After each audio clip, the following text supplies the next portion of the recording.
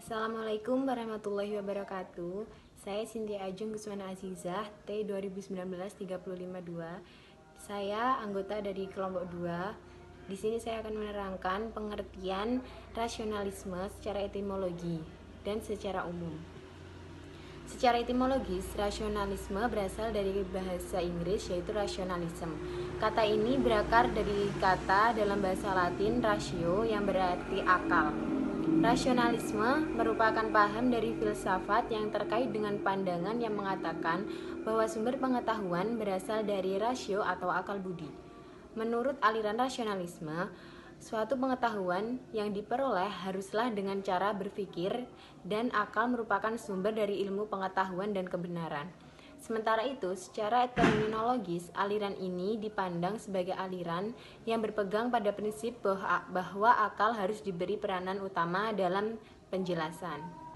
Lalu, rasionalisme atau gerakan rasionalis secara umum adalah doktrin filsafat yang menyatakan bahwa kebenaran haruslah ditentukan atau didapatkan melalui pembuktian logika, analisis yang berdasarkan fakta, bukan melalui pembuktian logika. Dan rasionalisme menentang paham empirisme karena kaum rasionalis berpendapat bahwa ada kebenaran yang secara langsung dapat dipahami. Dengan kata lain, orang-orang yang menganut paham rasionalis ini menegaskan bahwa beberapa prinsip rasional yang ada dalam logika, matematika, etika, dan metafisika bahwa pada dasarnya itu benar. Assalamualaikum warahmatullahi wabarakatuh. Nama saya Sofi Aini, NIM T 2019-3059. Di sini saya akan menjelaskan tentang filsafat rasionalisme di dalam pendidikan dan di dalam agama.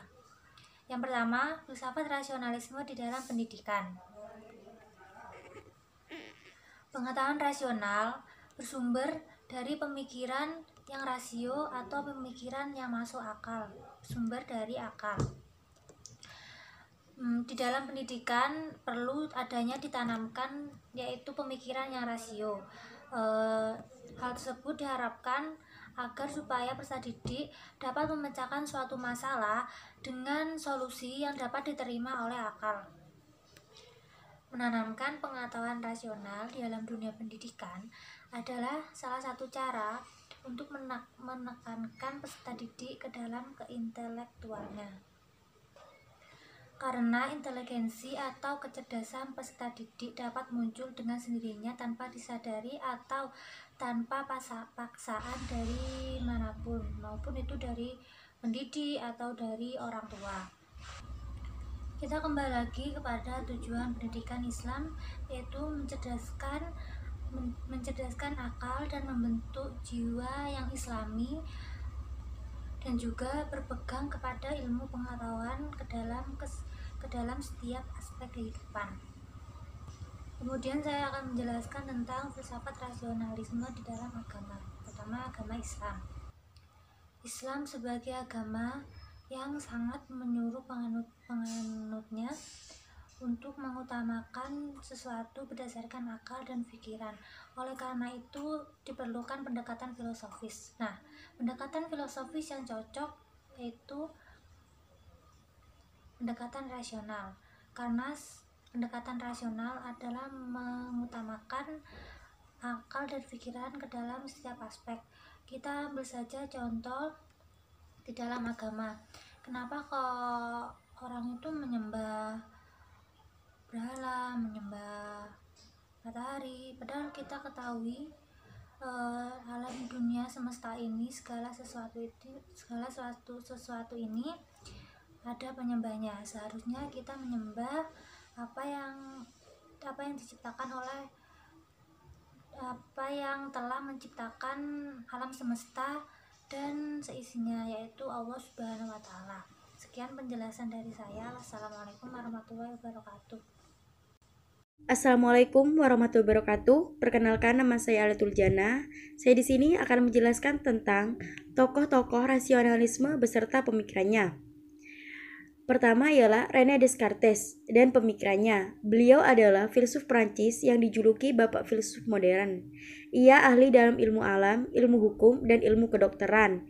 Ia menyatakan bahwa ilmu pengetahuan harus satu, tanpa bandingannya, harus disusun oleh satu orang, sebagai bangunan yang berdiri sendiri, menurut satu metode yang umum, yang harus dipandang sebagai hal yang benar, apa yang jelas, dan terpilah-pilih. Ilmu pengetahuan harus mengikuti langkah ilmu pasti, karena ilmu pasti dapat dijadikan model cara mengenal secara dinamis. René Descartes mempunyai keinginan yang besar untuk menciptakan pemikiran yang baru dan berdiri atas metodenya sendiri. René Descartes adalah filsuf yang mendirikan aliran rasionalisme. Rasionalisme dapat didefinisikan sebagai paham yang menekankan pikiran sebagai sumber utama pengetahuan dan pemegang otoritas dengan akal memiliki kemampuan untuk mengetahui struktur dasar alam semesta secara a priori. Rasionalisme menyatakan bahwa sumber pengetahuan manusia adalah akal atau ide. Yang kedua ialah riwayat hidup Spinoza dan karya-karyanya. Spinoza dilahirkan pada tanggal 24 November tahun 1632 dan meninggal dunia pada tanggal 21 Februari tahun 1677 Masehi. Spinoza memiliki cara berpikir yang sama dengan René Descartes. Ia mengatakan bahwa kebenaran itu terpusat pada pemikiran dan keluasan adalah tubuh yang esensinya berbarengan. Yang ketiga ialah panteisme Spinoza. Spinoza adalah salah satu filsuf istimewa yang tidak hanya percaya pada apa yang dikatakan, tetapi juga bertindak sesuai dengannya. Bagi Spinoza, hanya ada satu substansi, yaitu Tuhan. Dan satu substansi ini meliputi baik dunia maupun manusia. Itulah sebabnya pendirian Spinoza disebut pendirian panteisme. Tuhan disamakan dengan segala sesuatu yang ada. Yang terakhir ialah Leibniz, juga mengikuti aliran rasionalisme, sama seperti halnya Spinoza. Tetapi keduanya berbeda dalam memutuskan substansi, hingga pemikiran filsafatnya pun berkembang. Assalamualaikum warahmatullahi wabarakatuh. Di sini saya akan memaparkan tentang aliran rasionalisme di dalam pendidikan. Nah, rasionalisme menjadi landasan berpikir bagi penyelenggara pendidikan di negeri ini. Kemudian semangatnya terlihat dari pelaksanaan pembelajaran yang banyak menitik beratkan pada kemampuan logika semata dan sedikit banyak menyampingkan motivasi peserta didik, menyampingkan potensi, talenta, kemampuan, dan kemauan peserta didik lainnya. Semangat pendidikan semacam itu merupakan turunan dari cara berpikir berbasis rasionalisme. Jadi, misalnya nih, di dalam hal ini adalah kebijakan tentang NU. Kita contohkan kepada kebijakan tentang Nahdlatul Ulama. Apakah persoalan hidup yang mereka hadapi hanya mampu dipecahkan dengan berbekal kemahiran? Nah, contohnya seperti ini, ada peserta didik. Nah, dia itu punya masalah. Nah, masalah ini tidak semata-mata mereka selesaikan hanya dengan dipecahkan dengan berbekal kemahiran mereka dalam menjawab soal-soal normatif seperti yang di atas kertas, seperti ujian dan lainnya. Tidak seperti itu. Peserta didik pada akhirnya miskin pengalaman. Jika dia punya permasalahan, namun mereka cuma bisa memecahkan permasalahan mereka melewati hanya sebatas cara-cara di atas kertas saja, mereka akan miskin pengalaman, mereka tidak akan bergerak, mereka cuma bisa melakukan pemecahan masalah-masalah yang normatif saja. Kemudian mereka tidak akan mereka tidak akan kreatif dalam memecahkan masalah-masalah mereka. Peserta didik kemudian berkembang tidak dengan seluruh potensi yang mereka miliki. Nah, di sini aliran rasionalisme menitik beratkan yang saya katakan tadi, menitik beratkan pada kemampuan logika. Gimana cara mereka itu menyelesaikan masalah mereka dengan logika, berpikir secara rasional, seperti itu. Assalamualaikum warahmatullahi wabarakatuh. Saya atas nama Nur Khofifah, NIM T2019-3088. Saya akan menjelaskan tentang penerapan aliran rasionalisme dalam pendidikan. Rasionalisme adalah merupakan paham filsafat yang terkait dengan pandangan yang mengatakan bahwa sumber pengetahuan berasal dari rasio atau akal budi. Menurut aliran ini, suatu pengetahuan itu diperoleh haruslah dengan cara berpikir dan menggunakan akal, yang merupakan sumber dari ilmu pengetahuan dan kebenaran. Aliran rasionalisme ada dua macam, yaitu dalam bidang agama dan dalam bidang filsafat. Penerapan paham rasionalisme dalam pendidikan salah satunya, jika seseorang mampu menjawab semua soal ujian dengan baik dan benar, kemudian seseorang itu aktif dalam berdiskusi di kelas, maka ia pun akan mendapat nilai A. Begitu. Rasionalisme membuat kita meraih kebenaran dan berpikir secara objektif sesuai dengan akal pikiran.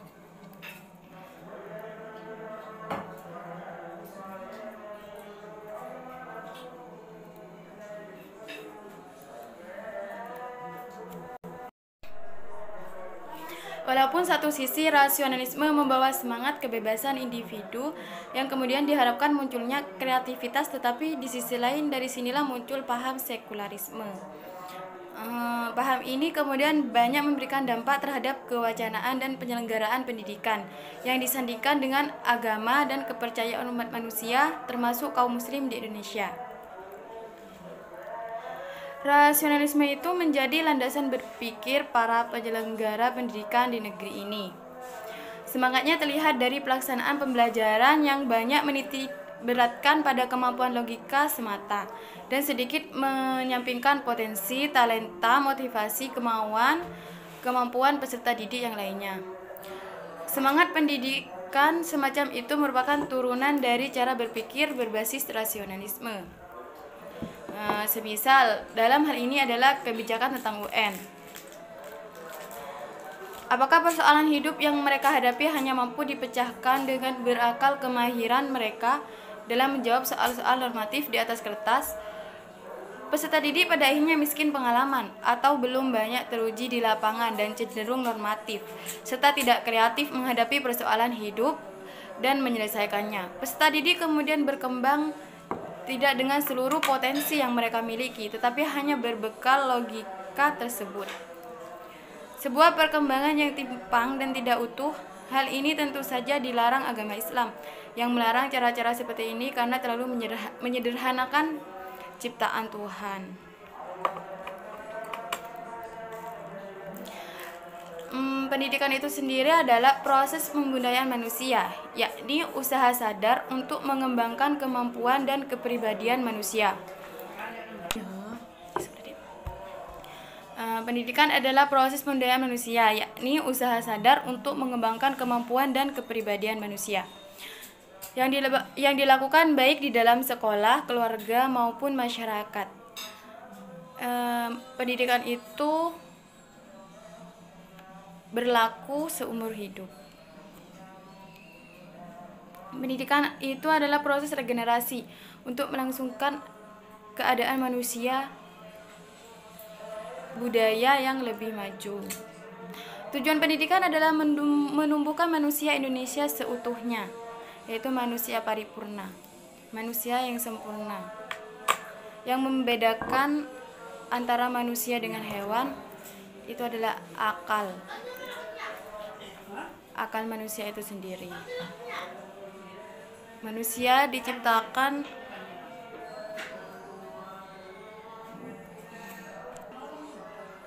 berbeda dengan makhluk lain, yaitu diberikan anugerah berupa akal oleh Tuhan Yang Maha Esa. Kurikulum pendidikan melaksanakan kurikulum yang komprehensif, yaitu memadukan antara teori dan praktek. Hakikat proses belajar dan mengajar. Dalam proses belajar mengajar terjadi interaktif antara siswa dengan lingkungan belajar yang diatur oleh guru. Proses belajar mengajar yang efektif memerlukan strategi dan media atau teknologi pendidikan yang tepat guna. Kegiatan belajar mengajar direncanakan dan diimplementasikan menjadi suatu sistem. Materi dan sistem penyajiannya bersifat dinamis dan selalu berkembang. Jadi, sebagai guru atau pendidik adalah sebagai agen perubahan, berfungsi sebagai pemimpin dan pendukung serta pengembang nilai-nilai hidup dalam masyarakat. Pendidik juga berperan sebagai fasilitator dan tanggung jawab atas tujuan belajar.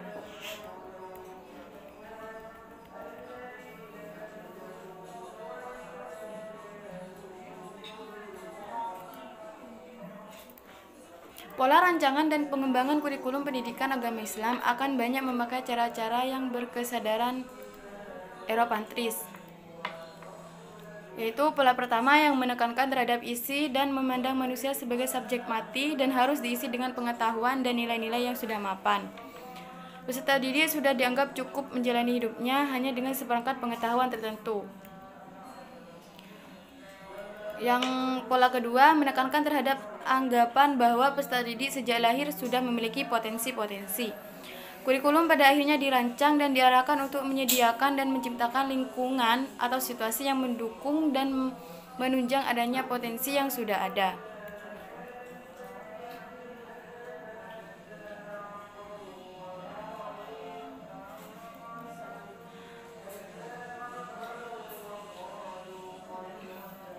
Anggapan adanya potensi dasar atau pengetahuan dasar dan murni pada diri manusia pada mulanya merupakan dasar-dasar dari rasionalisme, yaitu aliran rasionalisme.